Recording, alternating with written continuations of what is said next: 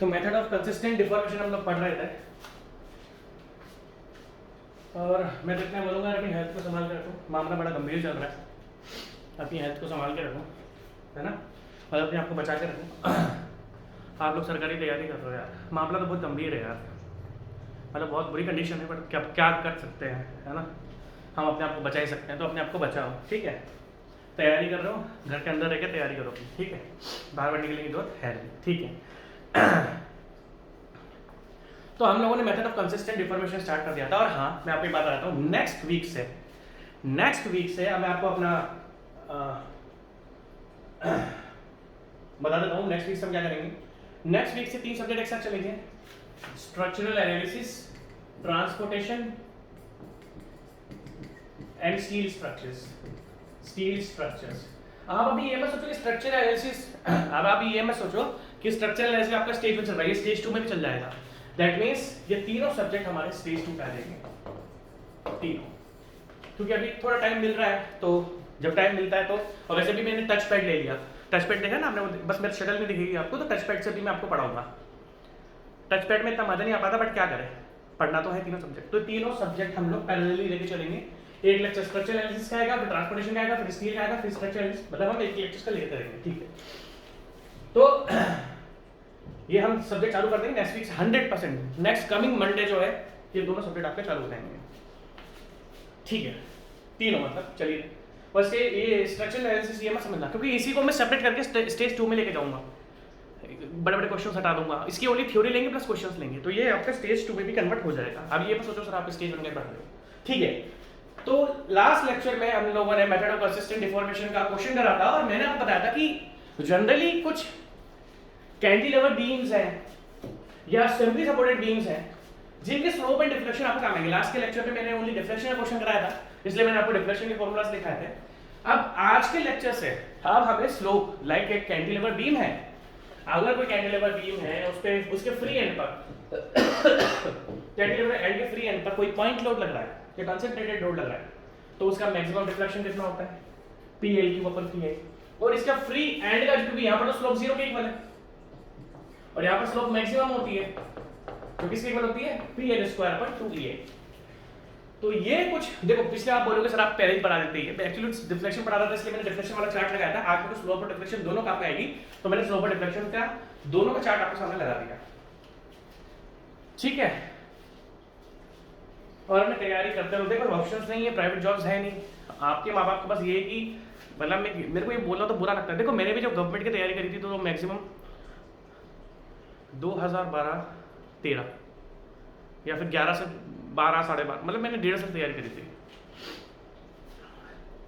But आपके criteria थोड़ा अलग है। मेरा एक स्टूडेंट है, मतलब उस स्टूडेंट ने अभी मतलब वो पुलिस ऑफिसर बन गया है, पुलिस ऑफिसर में पोस्ट, मतलब पुलिस ऑफिसर है, उसका सिलेक्शन हो गया। उसको मैं कब से जानता हूँ कि उसको मैं जब मैं RN मोदी कॉलेज में, एक मोदी कॉलेज है कोटा में, उसमें पढ़ाता था मैं मोदी कॉलेज में। वो जब मैं 2011 में पढ़ाना चालू करा था मोदी कॉलेज में, तो 2011 में वो 3rd ईयर में था, यहाँ से देखना 2011 में वो 3rd ईयर में था, क्योंकि 2010 में मैंने जयपुर पढ़ा था, 2011 में मैंने कोटा में पढ़ाया था, तो वो उस टाइम 3rd ईयर में था। अभी मेरे को रिसेंटली 5-10 दिन पहले पता लगा है कि अब आप गिन लो कितने साल हो गए। उसकी बहन भी गवर्नमेंट है, उसका जो बड़ा भाई है वो IAS ऑफिसर है, बड़ा भाई IES ऑफिसर है, जो छोटी बहन है वो SSC JEE में लास्ट ईयर टॉपर थी वो, फर्स्ट रैंक थी उसकी, मतलब कैटेगरी में थी, मतलब ऐसे होता है ना, फर्स्ट रैंक थी उसकी। और मतलब मैं उसको देखो, मेरा समझने की कोशिश करो, जब वो 2011 में था तो फिर वो मुझे कुछ सालों बाद दिल्ली भी मिला, बोला सर मैं तैयारी कर रहा हूँ, वो अब जाकर सेलेक्ट हुआ है। अब आप गिन लो कितने साल हो। तो कहने का मतलब ये है, कुछ मैं उस लड़की को देख के जब मैंने सुना कि शुरुआत में उसका सिलेक्शन नहीं हुआ, उसका शुरुआत में सिलेक्शन नहीं हुआ, तो मुझे लगा लड़का पढ़ता नहीं होगा। तो अब देखा तो तीनों भाई बहन जो है, बड़ा भाई IAS ऑफिसर है, वो पुलिस ऑफिसर बन गया, उसकी छोटी बहन जो है वो SSC JEE सिविल सेलेक्ट होगी। तो मेरे को बड़ा अच्छा लगा कि उसने बहुत साल लिए, बट वो फाइनली वो तीनों भाई बहन गवर्नमेंट। तो यार कहने का मतलब क्या है कि आज की तारीख में थोड़ा टाइम लग रहा है। हमारे ज़माने में जो टाइम था वो 1-1.5 साल था, 1-1.5 साल तैयारी कर ली तो आपका सिलेक्शन हो जाता था। मैं कभी भी ये आज की तारीख में तो मुझे भी शायद 4-5 साल लग जाएंगे सिलेक्ट। तो थोड़ा टाइम आप बच्चों के मन में कुछ बच्चों के मन में डाउट भी है कि सर फैमिली प्रेशर दे रही है, तो देखो मैं सिंपल बता देता हूँ, अब थोड़ा मामला गड़बड़ है। मिनिमम 5 साल तो आपको चाहिए सरकारी जॉब की। मेरे को बोलते हुए बुरा भी लग रहा है, बोलोगे सर 5 साल कौन देगा, बट क्या बोलूँ यार, जिस स्टूडेंट को मैंने थर्ड ईयर में 2011 में थर्ड ईयर में था ये, और अभी 15-20 दिन पहले या 10-15 दिन पहले ही सेलेक्ट हुआ है। अब आप देख लो कितने साल से, तो पता नहीं यार। फाइनली बोलूँगा, मेरे को अपना टॉपिक चालू करना है, बट बोलूँगा कि सरकारी लिए अब थोड़ा आपको तसल्ली रखनी पड़ेगी। 1-2 साल में मुझे नहीं लगता सरकारी में हो पाएगा, बाकी आपकी चॉइस है, देख लो यार, क्योंकि प्राइवेट जॉब्स है नहीं। इस जगह फाइनली माँ बाप को सपोर्ट करना चाहिए यार। आप है ना बच्चों को पढ़ाओ ना यार, अपने पास के मोहल्ले के बच्चों को पढ़ाओ ना, 5-10 हज़ार रुपये कमाओ ना। अगर आप 5-10 हज़ार रुपये कमाओगे तो आपके माँ बाप आपको प्रेशर नहीं देंगे। मैंने जब तैयारी करी थी तो मैं 15-20 हज़ार रुपये कमाता था, जब मैं तैयारी कर रहा था ना, तो उस टाइम भी 15-20 हज़ार रुपये, प्लस मैं शाम को कोचिंग पढ़ाता था, तो 15-20 हज़ार तो मुझे कॉलेज से मिलते थे। फिर शाम को जब मैं अपना कोचिंग पढ़ाता था तो कोचिंग से मुझे 60 हज़ार रुपये, तो उस जमाने में बता रहा हूँ मैं, तब मैं, तो दैट मीन्स कहीं ना कहीं इन चीज़ों में मैं लकी रहा कि जब मैंने तैयारी करी तो मेरा टीचिंग बेस्ट था, तो सुबह कॉलेज से 15-20 हज़ार रुपये कमा लिए, प्लस शाम को कोचिंग से 60 हज़ार रुपये महीना कमा लिया। तो उस टाइम मैंने बहुत कमाया भी, और प्लस सरकारी निकाली। तो अभी आप क्या करो, इतना तो आप नहीं कमाओगे, 5-10 हज़ार रुपये महीने नहीं कमाओ, पापा को दोगे ना 5-10 हज़ार रुपये, तो वो खुश हो जाएंगे, फिर आप तैयारी करते रहो। अगर आप बोलोगे सर मुझे, पापा से बोलोगे पापा मुझे 5 साल चाहिए मुझे सरकारी तैयारी करने के लिए, पापा नहीं देंगे, मम्मी नहीं देगी। आप उनको 5-10 हज़ार रुपये कमा, कहीं से भी कमाओ यार, मेहनत करो, कंप्यूटर ऑपरेटर बनो, लैब असिस्टेंट बनो, कहीं पर भी बनो यार, किसी इंटरनेट कैफे पे लग के, अगर आपको सरकारी बनना है ना, इंटरनेट कैफे पे लग जाओ, 10 हज़ार रुपये 5 हज़ार रुपये कमा के माँ बाप को दो, और फिर अपनी तैयारी करते रहो। 5 साल माँ बाप बिना कमाए आपको नहीं देंगे। ठीक है, चलो सरकारी, अगर कंक्लूजन देता हूँ, गवर्नमेंट ऑफिसर बनना है या गवर्नमेंट एम्प्लॉय बनना है तो 5 साल मिनिमम लेके चलो, प्लस आपका टारगेट क्या होगा आपसे, मतलब 4 to 5 ईयर्स लगते हैं यार गवर्नमेंट जेई की नौकरी निकालने के लिए, 4-5 साल हो सकता है लग जाए आपको, प्लस 5,000 से 10,000 अपने माँ बाप को कमा कर दो। कहाँ से दोगे, ईमानदारी से कमाना, इलीगल मत कमाना। कहीं से कमाओ यार, बच्चों को पढ़ाओ यार, कहीं भी पढ़ाओ, कुछ भी करो, किसी कंपनी में भी लग जाओ, 5 घंटे की ऐसी जॉब करो जो 5 घंटे टाइम देना पड़े, क्योंकि देखो मजा सरकारी नौकरी में ही है। जब इंडिया की इकोनॉमी या फिर देश की इकोनॉमी खराब होती है तो हो सकता है बहुत सारी प्राइवेट एम्प्लॉयज को जॉब से निकाल दिया जाता है, जब पैसे नहीं तो कहाँ से देंगे, बट गवर्नमेंट एम्प्लॉय अपनी जगह रहता है। तो गवर्नमेंट जॉब रखो, 5 से 10 हज़ार रुपये में माँ बाप को कमा दो और अपनी तैयारी। ठीक है, चलो तो हमने देखा, हम मेथड ऑफ कंसिस्टेंट डिफॉर्मेशन पढ़ रहे थे, और मेथड ऑफ कंसिस्टेंट डिफॉर्मेशन पढ़ने के बाद कुछ स्टैंडर्ड केसेस है। देखो ये क्वेश्चन अगर मैं देखूं तो ये टॉपिक आपका स्ट्रेंथ ऑफ मटेरियल के लिए, स्ट्रेंथ ऑफ मटेरियल के टाइम स्टार्ट होते हैं, क्योंकि ये डायरेक्ट केसेस भी देखो, हमने तो ये सारे केसेस सॉल्व करे हैं, मैंने आपको एक एक केस सॉल्व करके दिखाया है, आपने सॉल्व का लेक्चर देखो, बट मैंने आपसे कहा था कि आपको मैं सॉल्व करके दिखा रहा हूं, बट आपको इसके फाइनल आंसर भी याद रखना, क्योंकि स्ट्रेंथ ऑफ मटेरियल के सब्जेक्ट में ये क्वेश्चन अगर आप बोलोगे तो स्ट्रेंथ ऑफ मटेरियल के क्वेश्चन नहीं है जिसमें आपको डायरेक्ट स्लोप और डिफ्लेक्शन याद होना चाहिए, मैंने तो सॉल्व करना भी बता रखा है। ये कैंटिलीवर बीम के हैं, ये सिंपली सपोर्टेड बीम के हैं, ठीक है, लाइक सिंपली सपोर्टेड बीम है, उस पर कोई सेंट्रल लोड पॉइंट लोड लगा है, तो θ1 और θ2 कितना होगा, PL² 16 है, और जो मैक्सिमम डिफ्लेक्शन होता है वो PL/48 है। माइनस साइन तो लग रहा है कि डाउनवर्ड डिफ्लेक्शन, तो माइनस साइन लग रहा है, और क्लॉकवाइज देखो, ये क्लॉकवाइज है ना, 20 क्लॉकवाइज देख सकते हो आप, जैसे क्लॉकवाइज और एंटी क्लॉकवाइज स्लोप है तो उसमें प्लस और माइनस दिख रखा हुआ है। ठीक है, तो ये कुछ केसेस हैं, आप भी पहले इसको बना दो, और जो मैंने आपको लास्ट केसेस दिए थे ना, मैंने आपको बोला था कि उस केस में स्लोप की जगह छोड़ के रखना, तो आपने स्लोप की जगह पहले तो सारे केसेस की स्लोप लिखो आप।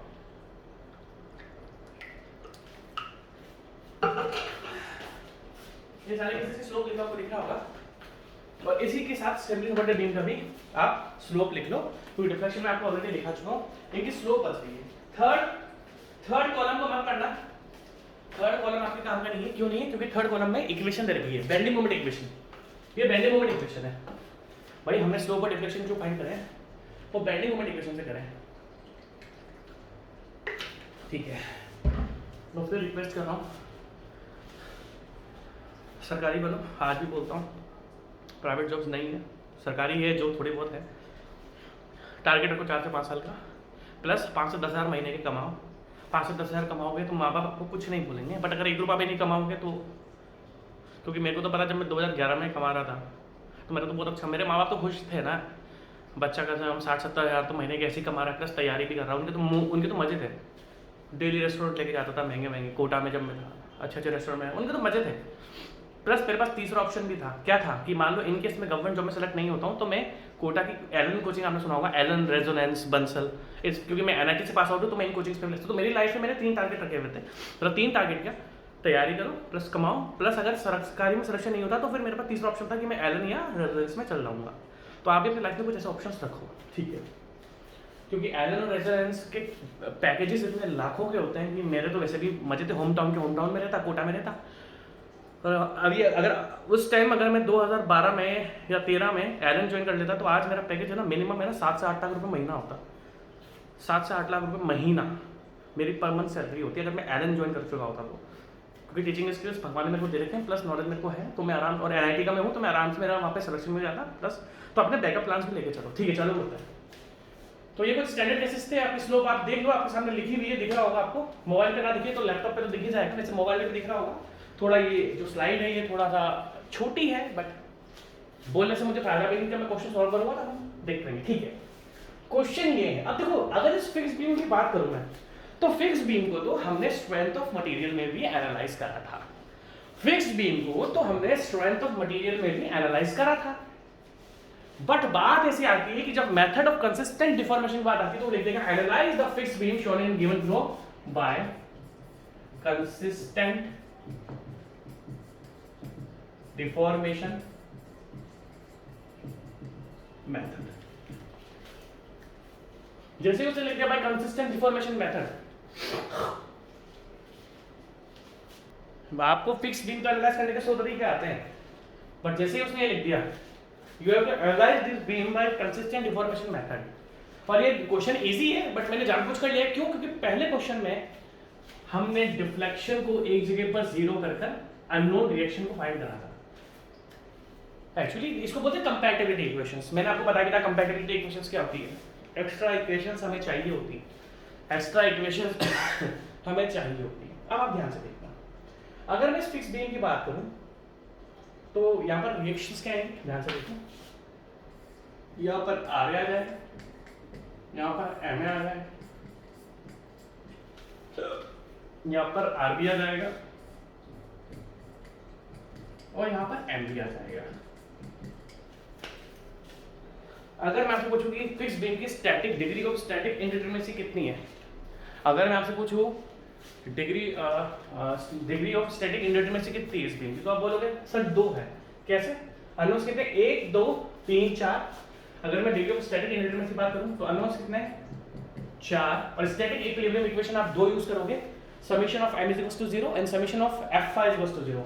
अगर मैं आपसे पूछूं तो आपको 2 इक्वेशन यूज करोगे, m equals to 0 and forces in y direction equals to 0। यहां पर x डायरेक्शन में कोई फोर्स नहीं है तो x डायरेक्शन का स्टैटिक इक्विलिब्रियम इक्वेशन यूज नहीं करेंगे, और फाइनली हमारे पास यहां पर 2 आपके स्टैटिक इक्विलिब्रियम इक्वेशन आएगी और डिग्री ऑफ स्टैटिक इंडिटरमिनेसी आपकी 2 आएगी।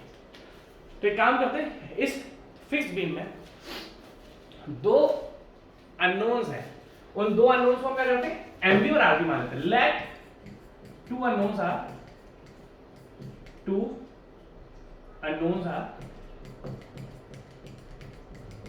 MB and RB। The 2 unknowns are MB and RB। MB और RB आपके सामने 2 unknowns हैं, ठीक है भाई। जैसा कि मेथड ऑफ कंसिस्टेंट डिफॉर्मेशन में पहला स्टेप क्या है कि आपको डिग्री ऑफ स्टैटिक इंडिटरमिनेसी करनी है और फिर इसका आपको प्राइमरी स्ट्रक्चर बनाना है। Primary structure that means indeterminate बनाना है। देखो ध्यान से, अगर मैं इसका प्राइमरी स्ट्रक्चर बनाता हूं, ध्यान से देखना, तो हम देखो ध्यान से देखना, अगर मैं इसका प्राइमरी स्ट्रक्चर बनाता हूं, प्राइमरी स्ट्रक्चर कहते हैं कि आपको डिटरमिनेट बनाना पड़ेगा। तो देखो सबसे पहले जो बीम बनेगी, सबसे पहले जो आपके पास बीम बनेगी,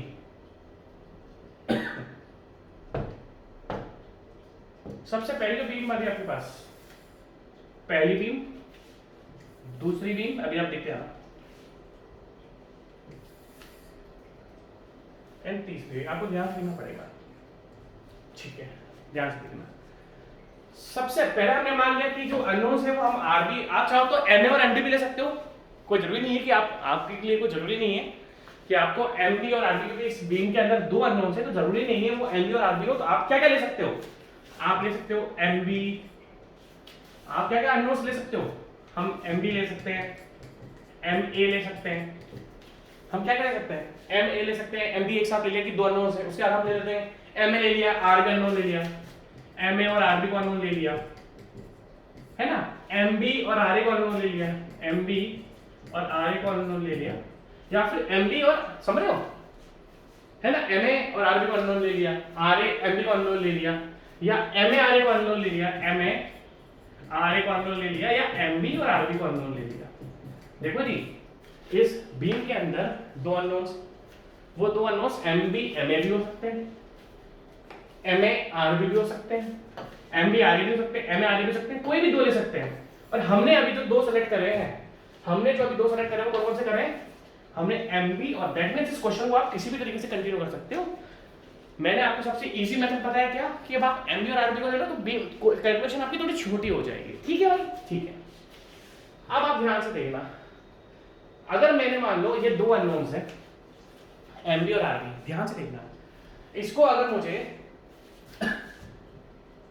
ये मैं बना देता हूं, आपको ध्यान से देखना पड़ेगा क्वेश्चन। सबसे पहले मुझे इस बीम को अगर डिटरमिनेंट बनाना है तो हमें क्या करना पड़ेगा, इन दोनों को गैप करना पड़ेगा, और ये आपका लोड लग गया P।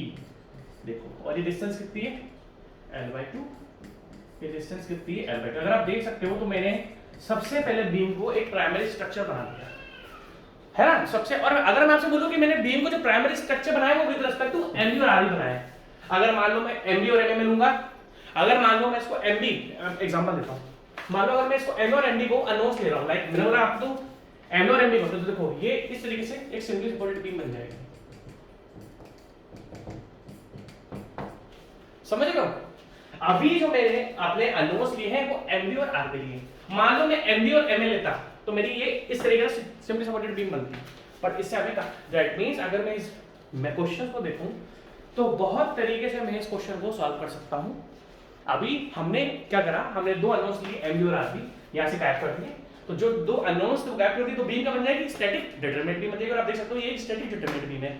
अब ध्यान से देखना, प्लस उसका मैंने क्या था, अब आपने क्या करा, आपने ले लिया कि मैं इस वाली बीम को तो सॉल्व नहीं करूंगा, यहाँ पर हमने क्या लिया by using MA, by removing MA और एमबी हमने बीम का इंडिटरमिनेंट बनाया, बट हम इसको रोल में नहीं ले रहे हैं, तो हम इसको कर देते हैं गायब। अब देखो आपने क्या करा, प्राइमरी स्ट्रक्चर बना लिया इस तरीके से। अब आपको इस प्राइमरी स्ट्रक्चर को वापस इस बीम की फॉर्म में लेके जाना पड़ता है। जो भी हम प्राइमरी स्ट्रक्चर बनाते हैं, लाइक जो डिटरमिनेंट स्ट्रक्चर बना लेते हैं, अब इस स्ट्रक्चर को वापस हम इंडिटरमिनेंट फॉर्म में लेके जाते हैं। अब देखो ध्यान से, ये बीम है, ध्यान से देखना, अगर मैं अब दो अननोन्स मैंने गायब करेगा ना इस बीम में से, कौन कौन सा गायब करा था, एक तो मैंने सर एमबी गायब करा हुआ है सर, एक तो आपने ये एमबी गायब करा हुआ है, एमबी को वापस लगा दो, और दूसरा ये आरबी, भाई हमने तो एमबी और आरबी को गायब करा था, दूसरा आपने क्या करा, यहाँ पर एक आरबी को लगा, एक सेकंड गलत लगा दिया मैंने, गलत लगा दिया, इस जगह नहीं लगेगा ये, एक सेकंड बीम में लगेगा, ध्यान से देखना, यहाँ पर एमबी लगा दिया आपने, और यहाँ पर आपने एक अपर डायरेक्शन में आरबी, दैट जो दो अननोन्स, देखो सबसे पहले हमने क्या करा, इस पूरी बीम को मैंने आपको बता दिया कि इसको हम डिफरेंट प्राइमरी स्ट्रक्चर में कन्वर्ट कर सकते थे, हम इसे डिफरेंट प्राइमरी स्ट्रक्चर में हम इसको कन्वर्ट कर सकते थे, बट हमने कन्वर्ट किसमें करा, हमने कन्वर्ट करा कैंटिलीवर बीम के केस में, क्योंकि हमने एमबी और आरबी को अननोन माना। तो सबसे पहले हमने क्या करा, एक प्राइमरी स्ट्रक्चर बनाया, उस स्ट्रक्चर में वापस से जो क्योंकि हमें वापस कोई बीम का में इंडिटरमिनेट सॉल्व करनी है, हमने दूसरा इसमें क्या करा, कैंटिलीवर बीम में एक मोमेंट लगा दिया, और तीसरा इसको बना देता हूं एक सेकंड, और तीसरा हमने दैट मींस अगर beam number 1 plus beam number 2 plus beam number 3 को अगर मैं ऐड करता हूं तो आप देखो आपकी ऊपर वाली बीम बन रही है। अगर beam number 1 plus beam number 2 plus beam number 3 को ऐड कर रहा हूं तो आपकी ऊपर वाली बीम बन रही है, ठीक। अब आ जाओ जो क्वेश्चन में बीम देख रही थी, बी पर कौन सा सपोर्ट है, अगर मैं आपसे पूछूं बी पर कौन सा सपोर्ट है, तो आप बोलोगे सर बी पर तो फिक्स्ड सपोर्ट है, और फिक्स्ड सपोर्ट पर स्लोप भी 0 होती है और डिफ्लेक्शन भी 0 होता है। तो मैं बोल सकता हूं, क्या बोल सकता हूं, at B, at fixed support B, at fixed support B, deflection at B is equal to 0 and slope at B is equals to 0. Deflection at B is equals to 0 and slope at B is equals to 0. अब एक काम करते हैं, हमारे पास तीन beams हैं, beam number 1, beam, और ये जो आपने लिखी ना ये होती है कंपैटिबिलिटी, ये एक्स्ट्रा इक्वेशंस है जो हम यूज कर रहे हैं क्वेश्चन को सॉल्व करने के लिए, और जो एक्स्ट्रा इक्वेशंस चाहिए होती है एक इनडिटरमिनेट बीम को सॉल्व करने के लिए उसको हम क्या बोलते हैं, कंपैटिबिलिटी इक्वेशन, कंपैटिबिलिटी इक्वेशन। भाई इन एक्स्ट्रा इक्वेशंस हम इस बीम को सॉल्व करते हैं ना, तो इनको हम बोलते हैं कंपैटिबिलिटी इक्वेशंस, ठीक है। दैट मींस इस बी क्वेश्चन को सॉल्व करने के लिए मैंने दो इक्वेशंस बना ली कि भैया b पर 0 है। अब आप काम क्या करो, कुछ मत करो, ये a है ये b, ये a है ये b, इन तीनों का डिफ्लेक्शन आप फाइंड करो और ऐड कर दो और इक्वल्स टू 0 पुट कर दो। आप कुछ मत करो, तीनों की स्लोप b पर आपको क्या करना है, theta b1 plus theta b2 plus theta b3 0 के इक्वल कर दो। क्यों? क्योंकि b पर तो स्लोप है नहीं, फिर सपोर्ट, और deflection at b1 plus deflection at b2 plus deflection at b3 is equals to 0। Deflection at b1 plus deflection at b2, ठीक। अब हम डायरेक्ट क्वेश्चन सॉल्व करते हैं। देखो अभी मैं आपको क्लियर चीज बता देता हूं, ये तीनों भी एक स्टैंडर्ड केसेस बन चुके हैं। लाइक अगर मैं बोलूं तो ये देखो, फर्स्ट देखो उस first case, second case and third case. कुछ स्टैंडर्ड केसेस तो आपको याद रखने पड़ेंगे जिससे आप क्वेश्चन को सॉल्व कर लोगे, बट ऐसे भी क्वेश्चंस आएंगे जिसमें स्टैंडर्ड केसेस नहीं होंगे, तो वहां पर आपको स्लोप और डिफ्लेक्शन उस बीम का फाइंड करना पड़ेगा by using moment area method. देखो ये तो देखो, अगर मैंने इस बीम को 3 टुकड़ों में तोड़ा तो ये तो कुछ स्टैंडर्ड केसेस बन गए, बट जरूरी नहीं है कि हर बार आपका स्टैंडर्ड केस बनेगा। ये कोई कंपलसरी नहीं है कि आपका हर बार एक स्टैंडर्ड केस बनेगा, ये कोई जरूरी नहीं है।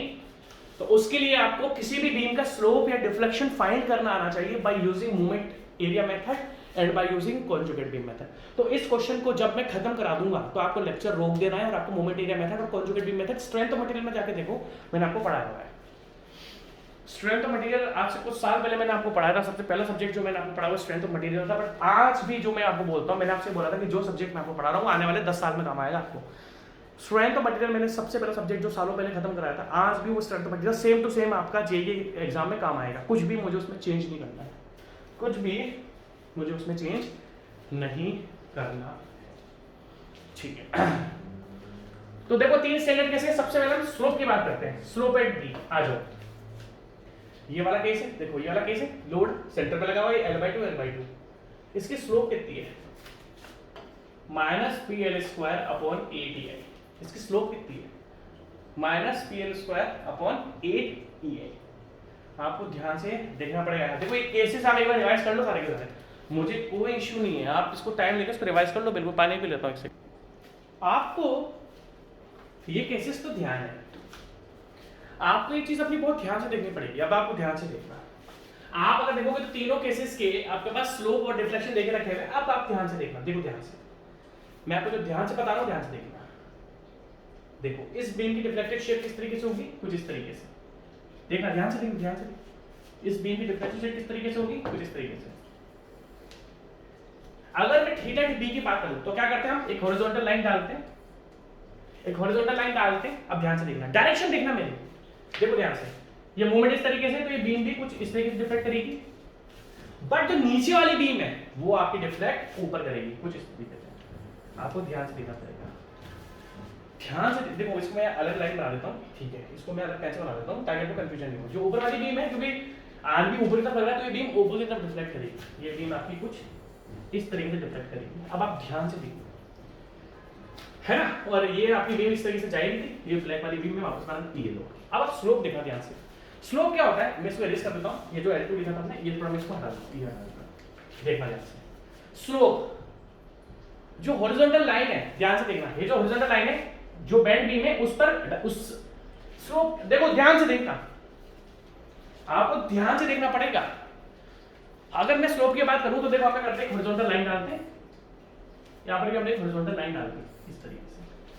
देखो ध्यान से देखना, फिर से देखो, आप जो हॉरिजॉन्टल लाइन डालते हो और जो डिफ्लेक्टेड बीम है उस पर जाओ, दैट मींस लाइन से मैं इधर की तरफ जा रहा हूं, तो ये थीटा डी क्या है, क्लॉकवाइज, और ये बन जाएगा पॉजिटिव। जो नीचे वाली लाइन है उस पर भी हम लाइंस, देखो ये ना इस तरीके से बीम, तो लाइन से जो लाइन हम हॉरिजॉन्टल डालते हैं, यहां पर भी थीटा डी क्या बन रहा है आपका, पॉजिटिव।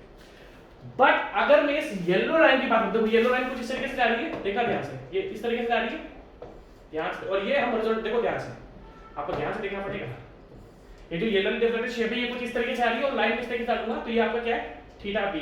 दैट मींस अगर मैं थीटा बी की देखो आप कैसे स्लोप निकालते हो, जो बेंडेड बीम है उस पे हॉरिजॉन्टल लाइन डाल दो और फिर उस हॉरिजॉन्टल लाइन से इस तरीके से उस डिफरेंट बीम पर एंगल लेके जाओ। ये कौन सा एंगल बन रहा है, this is clockwise angle. MB में भी बीम इस तरीके से डिफरेंट करेगी तो यहां पर भी थीटा भी आपका कुछ क्लॉकवाइज आ रहा है। बट अगर मैं थर्ड केस की बात करूं तो बीम इस तरीके, अब देखो लाइन से हम बीम की तरफ जाते हैं, दिस इज एंटी क्लॉकवाइज। कहने का मतलब क्या है, ध्यान से देखना, आपकी चॉइस है। कुछ बुक्स में क्लॉकवाइज थीटा को पॉजिटिव माना जाता है, हम नेगेटिव मान सकते हैं पॉजिटिव। बस आपने ध्यान रखना है इस बीम में दो के स्लोप तो प्लस होंगे और प्लस एक का माइनस होगा। क्यों? क्योंकि देखो दो के जो स्लोप है वो क्लॉकवाइज जा रहे हैं और दो एक का सिंगल का स्लोप एंटी क्लॉकवाइज आ रहा है। आपको साइंस का मतलब जो साइन कन्वेंशन होते हैं आपको इसका बहुत ही ज्यादा ध्यान रखना पड़ेगा, वरना एक क्वेश्चन आपसे नहीं होगा। आपको साइन कन्वेंशन का बहुत ज्यादा ध्यान रखना। तो आप देख सकते हो कि दो में तो क्लॉकवाइज स्लोप भी और एक में एंटी क्लॉकवाइज स्लोप भी। आपकी चॉइस है, क्लॉकवाइज को चाहो तो नेगेटिव मान लो बट फिर इसको पॉजिटिव मानना पड़ेगा, या फिर अगर क्लॉकवाइज को पॉजिटिव मान रहे हो तो इसको आपको नेगेटिव मानना। दैट मींस अगर मैं बात करूं थीटा b1 की और थीटा b2 की, अगर मैं बात करूं थीटा b1 की प्लस थीटा b2 की, ये दोनों तो समझ रहे हो प्लस होंगे। अब ध्यान से देखते हैं, बट तीसरा वाला आपका माइनस होगा क्योंकि उसकी डायरेक्शन अलग है, एक दो क्लॉकवाइज और एक एंटी क्लॉकवाइज स्लोप है। अब ध्यान से देखो सबसे वाला केस पहला केस क्या है कि आधे में लोड लग रहा है। अब आधे में जो लोड लगता है उसका स्लोप कितना है PL²/8EI। तो थीटा b1 क्या है PL²/8EI। ये मैंने प्लस ले लिया क्योंकि ये जो थीटा b1 था ये क्लॉकवाइज था तो इसको हमने पॉजिटिव ले लिया। इसके साइन कन्वेंशन तो मत जाना, इनका साइन कन्वेंशन इन्होंने अलग लेके रखे हैं क्योंकि हमारी तीसरी बीम देखो, आप बोलोगे सर से माइनस ले रखा है, हमारी तीसरी बीम ऊपर की तरफ जा रही है और ये वाली बीम नीचे की तरफ जा रही है। आप समझ रहे हो मेरी बात? इनकी जो बीम्स हैं वो नीचे की तरफ जा रही है तो इन्होंने तो एक ही साइन कन्वेंशन लिए हर जगह। बट हमारी केस में हमारी दो बीम तो नीचे जा रही है जिसमें जो स्लोप आ रहा है वो क्लॉकवाइज आ रहा है और एक में हमारा स्लोप मतलब थीटा b3 जो है हमारा उसके एंटी क्लॉकवाइज आ रही है। तो that means theta b1 clockwise हमने पॉजिटिव ले लिया और जब ये हाफ पर लोड लगता है तो जो मैक्सिमम स्लोप होता है वो क्या होता है PL²/8EI। हमने प्लस ले लिया, उसके सिंबल पे मत जाओ, ठीक है? उसकी आप वैल्यू देखो बस प्लस। सेकंड बीम क्या है कि कैंटिलीवर बीम पर मूवमेंट लग रहा है, कैंटिलीवर बीम पर मूवमेंट लग रहा है, कैंटिलीवर बीम पर और देखो क्लॉकवाइज मूवमेंट है तो इसका स्लोप क्या है ML/EI, ML/EI। और ये मूवमेंट कौन सा था, दिस मूवमेंट इज MB। ये मूवमेंट कौन सा था MB, तो आप क्या लिख दोगे प्लस MB, क्योंकि हमने समझने की कोशिश करना, यहां पर तो इन्होंने M दे रखा है ना बट हमारे केस में क्या M, तो MB/L/EI ये भी प्लस आएगा प्लस MB/L/EI। क्यों?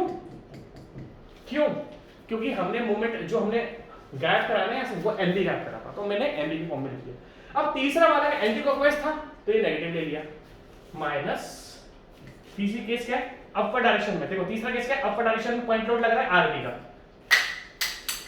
अपर डायरेक्शन में पॉइंट लोड लग रहा है RB का। तो आपने ये देख लिया अपर डायरेक्शन, बट हमारा डाउनवर्ड डायरेक्शन तो थीटा क्या है PL²/2EI। ये आपको तो स्टैंडर्ड केस याद रखने पड़ेंगे। प्लस इसमें सब माइनस देके रखे हुए हैं बट हमने साइन कन्वेंशंस यूज करे हैं, इसमें सब माइनस देके रखे हुए हैं बट हमने साइन कन्वेंशंस को यूज करा तो आपको स्पेशली इन चीजों का ध्यान रखना पड़ेगा, ठीक है? तो अगर आप देखोगे ध्यान से, देखो ध्यान से PL²/8EI plus MB/L/EI minus RB, हमारा तीसरा फोर्स क्या RB, RB/L² minus RB/L² upon में 2EI is equals to 0। That means आपके पास इक्वेशन नंबर 1 बन गई है जब आपने पहली कंपैटिबिलिटी इक्वेशन ली। देखो दो अननोन्स थे, वो दो अननोन कौन से ध्यान से देखो एक MB था और एक RB था। दैट मींस आपने जो फर्स्ट कंपैटिबिलिटी इक्वेशंस, कौन सी थी कंपैटिबिलिटी इक्वेशन कि slope at b is equals to 0, जब आपने ये कंपैटिबिलिटी इक्वेशन करी तो इस कंपैटिबिलिटी इक्वेशन में आपके पास दो अननोन्स आए क्योंकि इसमें दो अननोन्स है। अब हमें सेकंड इक्वेशन फॉर्म करनी पड़ेगी। अब देख लो इसको, आप साइन कन्वेंशन देख लो, मैं आपको फिर रिपीट कर देता हूं। देखो फर्स्ट वाले केस में हाफ में लोड लगा है, जब हाफ में लोड लगता है देखो ये हाफ में लोड लगा है तो इसका जो मैक्सिमम स्लोप यहां पर आता है वो कितना आता है PL²/8EI, PL²/8EI। बट हमने क्लॉकवाइज था तो हमने पॉजिटिव ले लिया, इसके साइन कन्वेंशन इसकी वैल्यू पर आपको ध्यान देना है, इसके साइन कन्वेंशंस पर आपको बिल्कुल भी ध्यान नहीं देना है।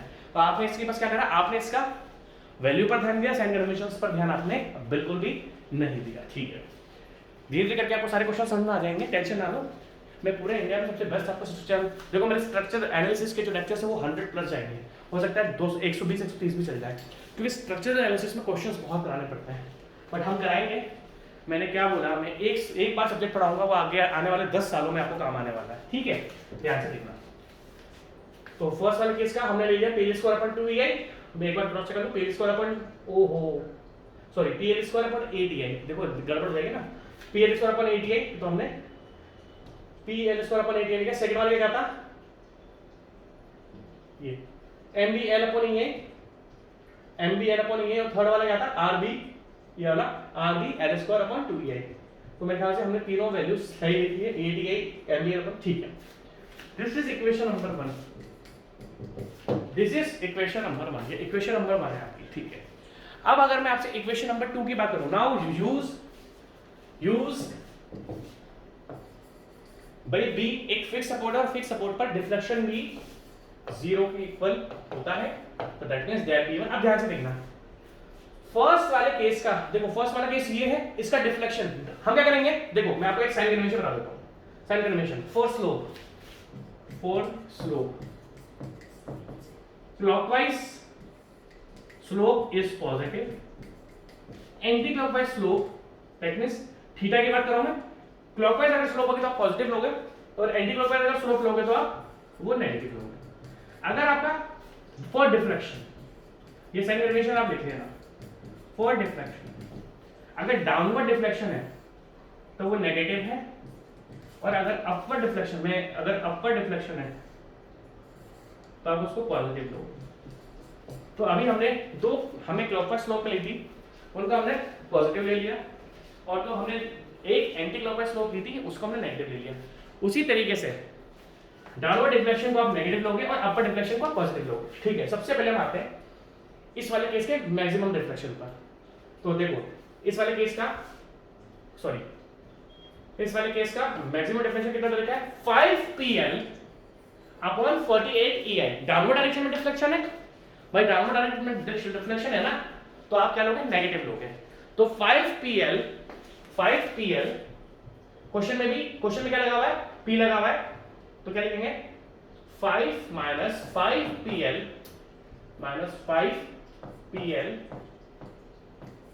अपॉन 48EI, क्योंकि हमने डाउनवर्ड डिफ्लेक्शन को माइनस करा है। और आप एक चीज ध्यान से देखना, इस क्वेश्चन में जो लोड यहाँ पे लगा हुआ है ना, यहाँ पर ये मैक्सिमम, दैट मींस इस जगह का डिफ्लेक्शन, देखो ये जो स्लोप लिखा है ना वो इस जगह का है, देखो इसमें लिखा है मैक्सिमम स्लोप, और मैक्सिमम स्लोप हमेशा फ्री एंड पे आती है। आपको शायद नहीं दिख रहा हो, बट स्लोप क्या है, मैक्सिमम लिखा है, मैक्सिमम हमेशा इस जगह पर आएगी B पर, और यहाँ पर लिखा हुआ है मैक्सिमम डिफ्लेक्शन लिखा है B पर। आप ये मत सोचना कि सर इस जगह की स्लोप और डिफ्लेक्शन देखे नहीं रखी इस फॉर्मूले में, ये सारे फॉर्मूले आपके मैक्सिमम स्लोप और मैक्सिमम डिफ्लेक्शन के हैं। और जो आप देख रहे हो ना आपके इलास्टिक कर्व, ये बेंडिंग मोमेंट इक्वेशन है, ये आप देख सकते हो, जो ये बेंडिंग मोमेंट इक्वेशन है ना। तो हमने क्या करा, ध्यान से आप देखना, आपने क्या करा, आपने देखा डाउनवर्ड डिफ्लेक्शन था, कहने का मतलब कहते हैं इस क्वेश्चन में दे तो लोड सेंटर पे रहा है, बट यहाँ पर मैक्सिमम डिफ्लेक्शन इज हर जगह मैक्सिमम स्लोप और डिफ्लेक्शन दिख रहा है, तो ये फ्री एंड का स्लोप और डिफ्लेक्शन है। ध्यान ये मत सोचना कि ये इस पॉइंट का नहीं, यहाँ पर मैक्सिमम स्लोप डिफ्लेक्शन नहीं आता, इस जगह आता है, तो इस जगह का मैक्सिमम स्लोप एंड डिफ्लेक्शन है। ठीक है, आगे देखते हैं। तो हमने एक डिफ्लेक्शन देख लिया जो कि आया -PL अपॉन 48EI। ठीक है, अब ध्यान से देखना, सेकंड केस क्या है हमारा, एक मूवमेंट लग रहा है, जब मूवमेंट लग रहा है तो डिफ्लेक्शन क्या आ रहा है, -ML स्क्वायर, और ये भी डाउनवर्ड डिफ्लेक्शन है तो हम माइनस लेंगे, -ML स्क्वायर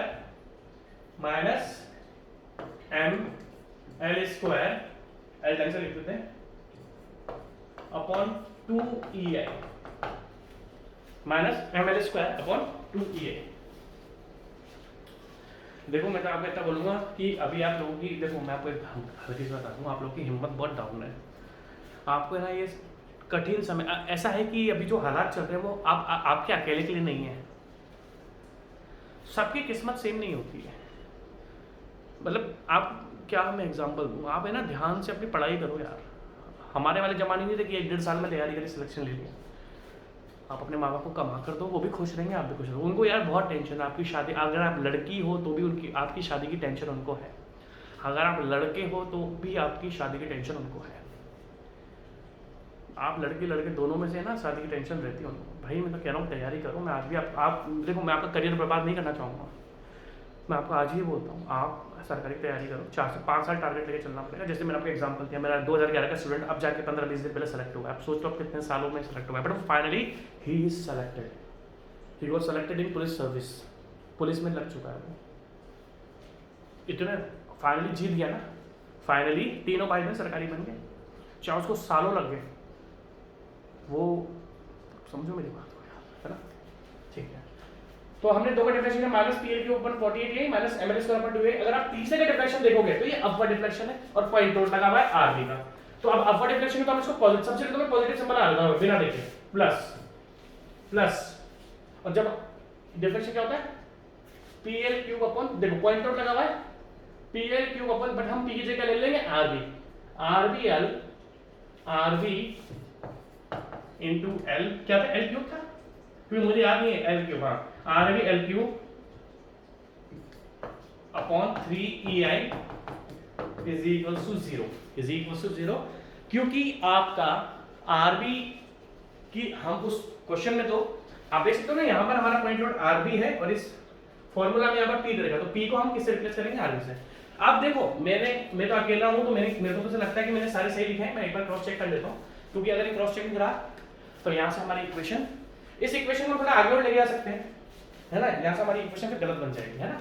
ठीक है, तो मैं एक बार प्लीज क्रॉस चेक करता हूँ, क्योंकि मैंने अगर एक बार भी गलती कर दी ना तो गड़बड़ हो जाएगी। इस केस में स्लोप में प्लीज एक बार मेरे को 1 मिनट दो। इस केस में स्लोप क्या था, पी एल स्क्वायर बिल्कुल परफेक्ट है, इसमें एम बी एल अपन ये भी परफेक्ट है, और ये भी R B L square into 2 यार मेरे ख्याल से तीनों हमारी परफेक्ट है, R B L square upon ठीक है परफेक्ट है। स्लोप की लेगा, मैं डिफ्लेक्शन एक बार क्रॉस चेक कर लेता हूँ। डिफ्लेक्शन क्या है माइनस पी, कौन सा था पॉइंट आउट वाला, पहला location minus P L cube upon 48ei minus P L cube upon 48ei minus M L square moment of deflection minus M square upon 2ei minus M L square upon 2ei और minus R B, last वाला case कौन सा था ये वाला, R B plus में लेंगे, ठीक है। अब देखो मेरे ख्याल से सही बनी हमारी इक्वेशन। तो आपके पास अगर आप देखोगे ध्यान से तो आपके पास ये इक्वेशन नंबर 2 बन गई, इक्वेशन नंबर 2 बन गई। Now you have 2 unknowns and 2 equations. आपके पास 2 अननोन थे एमबी और आरबी, आपके पास 2 अननोन्स थे एमबी और आरबी, यहां पर आपके पास 2 इक्वेशंस बन गई है। अब देखो इक्वेशन नंबर 1 अगर हम लिखना चाहें, इक्वेशन नंबर 1 देखो इसको थोड़ा सॉल्व कर लेते हैं, है ना। 48 नहीं इसका कुछ हेल्प करेगी यार, मेरी घड़ी खराब हो गई, पानी गिर गया। चलो ये 2 इक्वेशंस है, ठीक है भाई। इनमें से आप ei तो उड़ा ही सकते हो, अगर आप देख सकते हो तो ei इसमें 0 कर दो और ei इसमें भी 0 कर दो। तो इक्वेशन नंबर 1 एक बार मैं लिखता हूँ, ठीक है। इसको मैं क्या देखो ये इक्वेशन में कॉपी, यार इसमें कॉपी पेस्ट होना चाहिए था, क्या है ये, इसको मैं क्या लिख सकता हूँ minus 5p L cube upon 48, क्योंकि सामने 0 है तो मैंने ei हटा दिया, ei कांस्टेंट था, upon 2 minus R B into L cube upon 3 is equal to 0। ei हटा दिया हम लोगों ने, क्योंकि ei तो कांस्टेंट है तो हमने हटा दिया, ठीक है। और इक्वेशन नंबर 1 क्या थे हमारे पास, इसको भी ei डालते हैं यार, बड़ी लंबी इक्वेशन है। देखो मैं इसको डाल के रहा हूँ, ये कॉपी पेस्ट होनी चाहिए थी यार, P L square upon 8 P equation number लिखो पी एल स्क्वायर अपॉन 8 है ना, P L square upon 8 plus M B L plus M B into L plus M B into L plus M B into minus R B L square upon 2 minus R B L square upon 2, ठीक है। ये तो equations है, तो equations बाकी ये question तो मैं पूरा करूंगा, इसका हम शियर फोर्स भी बनाएंगे, इसका हम बेंडिंग मोमेंट डायग्राम भी बनाएंगे, क्योंकि हर बार हम क्वेश्चंस को नहीं छोड़ सकते, ठीक है। एक बार क्रॉस चेक कर लेता हूं, minus P L square upon 8 P L square upon 8 M B into L minus R B L square upon 2, ठीक है, minus R B L square upon 2, ठीक है, इज इक्वल टू 0। तो इसको हम थोड़ा एलसीएम ले लें, एलसीएम ले लेते हैं इसका। तो एलसीएम क्या रहेगा, P L square plus 8 M B into L minus 4 R B into L square is equal to 0। सही है, सिंपल है, हम थोड़ा इसको इजी बना लेते हैं।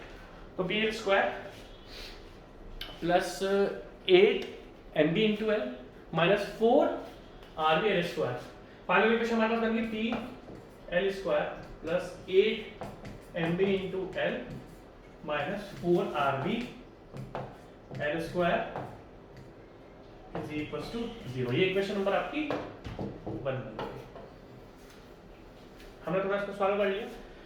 अब इसी तरीके से इक्वेशन नंबर 2 को भी थोड़ा छोटा कर लेते हैं। इक्वेशन नंबर 2 क्या थी आपके पास, ये थी ना, इसको यहीं पर छोटा कर लेते हैं, ठीक है, इसको यहीं पर छोटा कर लेते हैं। दैट मींस क्या आएगा, ये ध्यान से देखना, इसको मैं कर रहा हूं, इज इक्वल्स टू, कैलकुलेट करना पड़ेगा, ठीक है, इसका एलसीएम हम ले लेंगे, थोड़ा टिपिकल सा तो है बट क्या कर लेना तो पड़ेगा, ठीक है। तो minus 5 into 6 P L square minus 48 into 3, 48 into 3 minus 144 M L square. यार तीनों माइनस तो नहीं थे ना, अच्छा ये प्लस है, देखो अभी गलती कर रहा हूं मैं थोड़ा इक्वेशंस में, यार ये दिक्कत होती है, इक्वेशंस में दिक्कत है यार, अब क्या करें, इक्वेशन में थोड़ी मेरे को प्रॉब्लम होता है। तो माइनस 5 इंटू 6 आ जाएगा पी एल, यार मैं गलती कर रहा हूँ, पी एल क्यूब है, ये पी एल क्यूब है, मैं गलती कर रहा हूँ यार, पी एल क्यूब, ठीक है, minus 5 into 6 P L cube minus 144 M L square minus 144 M L square plus 48 into 2 96 plus 96 R B L cube is equal to 0। ये हमारा हमने थोड़ा सा और सॉल्व कर लिया, ठीक है। तो minus 30, that means second equation क्या है, minus 30 P L cube minus 30 P L cube, ठीक है जी, minus 30 P L cube minus 30 P L cube minus 144 M L square minus 144 M B L square, m B L square, ठीक है, minus m d l square और plus 96 R B L cube plus 96 R B L cube. अगर आप देख सकते हो तो इसमें एल कॉमन आ रहा है ना, हम इसमें एल गैप करते हैं, एल गैप कर देते हैं, माइनस 30 एल, देखो एल कॉमन है ना, minus 30 P L square minus 144 M B into L plus 96 R B L square. ये आपकी फाइनली इक्वेशन नंबर 2 बन गई है, is equals to 0, is equals to 0। आप देख सकते हो फाइनल इक्वेशंस मैंने आपके सामने बना दी, और मैं आपसे एक मतलब थोड़ा आप इसको आप सॉल्व करोगे, मैं आपको डायरेक्ट बुक्स में से एमबी और आरबी की वैल्यू बता रहा हूँ, क्योंकि यार इसको सॉल्व करने में मेरा टाइम और वेस्ट हो जाएगा। तो आप मेरे को एक सेकंड दो, मैं इसकी, देखो आपके सामने मैंने 2 इक्वेशन बना दी, दोनों में एमबी और आरबी है, ये इक्वेशन नंबर 1 है, ये इक्वेशन नंबर 2 है। यहाँ से आपको एमबी और आरबी की वैल्यू मिल जाएगी, दोनों एक फॉर्म में आ चुकी है। मैं आपको बुक से डायरेक्ट देख के बताता हूँ, एक सेकंड वेट करिए। आंसर तो मैंने देख लिया है, बट फिर मेरे इस इक्वेशन पर आपस नजर पड़ी तो थोड़ा इजी सा ये, तो एक क्वेश्चन हम सॉल्व कर लेते हैं, ध्यान से देखना। आंसर मैंने देख लिया है, ध्यान से देखना। ये सारी की सारी टर्म्स है ना, डिवाइड हो रही है आपकी 6 है, दिखाऊं, देखो 6 5 30 minus 5 P L square by 6 30 minus 144 divided by 6 24 MB into L, और ये आपका हो गया 12 जो 16 सॉरी 96 है ना, 96 divided by 16 plus 16 RB into L square is equal to 0। तो हमारे पास अब थोड़ी इजी सी इक्वेशन बन गई ना। हाँ ठीक है यार, अब देखो मैं इस इक्वेशन नंबर को लिख रहा हूँ 5pl square plus 8mb into L plus 8mb into L plus 8mb into L minus 4 RB L square, minus 4 RB into L square, minus 4 RB into L square is equal to 0 है ना। Final solve कर रहा हूं मैं, minus 5PL square minus 5PL square minus 5PL square minus 24 MB into L minus 24 MB into L minus 24 minus plus 16 RB into L square plus 16 RB into L square. तो आप देख सकते हो ऊपर वाली टर्म को अगर मैं 4 से मल्टीप्लाई कर दूं, मल्टीप्लाई अबव इक्वेशन बाय 4, इस इक्वेशन को हम अगर 4 से मल्टीप्लाई कर देते हैं तो ये क्या बन जाएगा 4PL स्क्वायर। देखो अगर ऊपर वाली इक्वेशन को मैं 4 से इज इक्वल टू 0 है ना, ऊपर वाली इक्वेशन 4 से मल्टीप्लाई कर देते हैं तो ये बन जाएगा 4PL स्क्वायर, ये बन जाएगा आपका 32, ये जाएगा 32 4 से मल्टीप्लाई कर दिया और ये बन जाएगा 16, ये बन जाएगा 16। अब इक्वेशन को मैंने 16 से मल्टीप्लाई कर दिया, दोनों को ऐड कर दो है ना, तो ये दोनों क्या हो गया कैंसिल हो गया है ना। फाइनली आपके पास बचा 32 MB इंटू एल, ये बन जाएगा आपका 8, समझ लो ना, मैंने ऊपर वाली इक्वेशन को 4 से मल्टीप्लाई कर दिया तो ये बन जाएगा आपका 8 MB minus plus 8 MB into L, 8 MB into L और ये बन जाएगा माइनस 5PL, सॉरी ये 5 था ना, माइनस बचा PL square minus PL square. Easy था, मैंने बुक से देखा तो देखा 6 से, तो इसलिए हमने कर लिया इसको इज इक्वल्स टू 0। तो यहां से आपका MB आ रहा है, MB क्या आ रहा है PL, ये P उधर जाएगा अपॉन 8, ये आपका MB यही है। देखो MB आ रहा है आपका PL अपॉन 8, एक बार फिर क्रॉस चेक कर लेता हूं कि यही आंसर है आपके MB का। हाँ जी एक्सेक्ट। तो एक मैं आपको पूरा सॉल्व करके दिखा रहा हूं, आप ये नहीं बोलोगे सर आपने सॉल्व करके नहीं दिखाया। तो MB यहां से कितना आ रहा है आपका PL/8। हाँ भाई काम करो, किसी भी इक्वेशन में आप MB को पुट कर दो। इस इक्वेशन में MB क्या आ रहा है हमारा PL/8 है ना। देखो इस इक्वेशन में हम MB को PL/8 रख देते हैं। देखो ध्यान से इस इक्वेशन को मैं सॉल्व कर रहा हूं, सो PL स्क्वायर प्लस MB की वैल्यू फाइंड होगी PL/8, 8 MB कितना था PL/8, MB की वैल्यू मैंने यहां पे रख दी into L minus 4RB L square minus 4RB L square is equal to 0। अगर आप देख सकते हो यहां से आपका समझ लो ना, इस 8 से 8 कैंसिल हो जाएगा है ना, ये बन रहा है आपका 2PL स्क्वायर है ना, समझ रहे हो मेरी बात। PL square plus PL square 8 से कैंसिल हो जाएगा तो 2PL square is equal to 4RB into L square. L square से L स्क्वायर कैंसिल हो जाएगा और फाइनली RB आपके पास हमने बन रहा है 2P divided by 4 is equal to P/2। RB भी मेरा आपके सामने निकाल दिया, RB आपके सामने आ रहा है। वैसे तो RB आपको पता ही है P/2, क्योंकि जब बीम पर लोड ही P लगा है तो RA और RB आपका अलग अलग आएगा। ठीक है, तो यहाँ पर मैंने आपका RA और RB दोनों सॉल्व करके दिखा दिया। और इस बीम में अगर आप देखो क्वेश्चन में, इस क्वेश्चन में कुछ ऐसा हमें बोला नहीं है कि आपको SFT BMD बनाना है तो SFT BMD जब देंगे तो बना लेना है, ऐसा नहीं है। एक्चुअली काम चोरी आती है SFT BMD बनाना, मेरा आपको पता है ना, मुझे आता है, बट ये भी गलती है कि आपको बताना चाहिए क्योंकि आपको नहीं आता। तो चलो ठीक है, क्वेश्चन तो हो गया। मैं और टिपिकल क्वेश्चन लेके आऊंगा, 2 लेक्चर्स 3 लेक्चर्स और लूंगा। देखो मैं आपसे लास्ट में बस ये डिस्कस कर रहा हूँ आप यार थोड़ा सा अपने पेरेंट्स से समय ले लो। देखो जी, अगर आप, मैं आपको सिंपल सा फंडा बताता हूँ, आज मैं आपसे डिस्कस कर लेता हूँ। अगर आपको प्राइवेट जॉब आज की तारीख में, मान लो आप साइट पर हो कहीं पर, अगर आपको 35,000 से ऊपर मिल रही है तो ठीक है। 35, आजकल की जो लाइफ चल रही है हमारी, उसमें 35,000 में मिल रहे हैं तो बुरे नहीं है। अगर आज आप सरकारी की तैयारी कर रहे हो और उसमें आपको 35,000 से ऊपर प्राइवेट जॉब मिल रही है तो फिर आप प्राइवेट में चल जाओ यार। अगर आपको आज की तारीख में आप सरकारी तैयारी भी कर रहे हो प्लस आपकी प्राइवेट जॉब भी है और आपको टाइम नहीं मिल पा रहा है और आपकी फैमिली प्रॉब्लम है कि यार पैसे चाहिए, तो भाई ठीक है 35,000 वाली जॉब कर लो। बट अगर आप 5 से 10,000 रुपये कमाते हो तो आपको 100% गवर्नमेंट जॉब की तैयारी करनी चाहिए। और आपको जवानी नहीं रही कि 1-1.5 साल में नौकरी लग जाएगी, आप मिनिमम 4 to 5 ईयर्स लेके चलो। बट इस 4 to 5 ईयर्स के साथ आपको 5 से 10,000 रुपये कमाने पड़ेंगे। आप बिल्कुल भी सब कुछ छोड़ के अपनी सरकार की तैयारी नहीं कर सकते। देखो मामला गंभीर चल रहा है, जो आपका दिल बोले वो मैंने आपको बता दिया।